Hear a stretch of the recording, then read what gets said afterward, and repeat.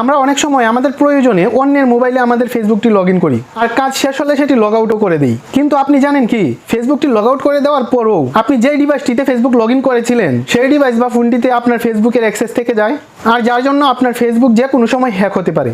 অথবা আপনার ফেসবুক লুকিয়ে লুকিয়ে কেউ ব্যবহার করছে কিনা সেটা আপনি কিভাবে জানবেন। তো এই ভিডিওতে আমি সেই বিষয়টি আপনাদেরকে শেয়ার করব যে কিভাবে আপনি জানবেন যে আপনার ফেসবুক অ্যাকাউন্টটি অন্য কারো মোবাইলে লগ ইন করা আছে কিনা। লগ ইন করা থাকলে সেটি দ্রুত লগ আউট করে দিন, অথবা আপনার ফেসবুক থেকে সেই ডিভাইসটিকে রিমুভ করে দিন।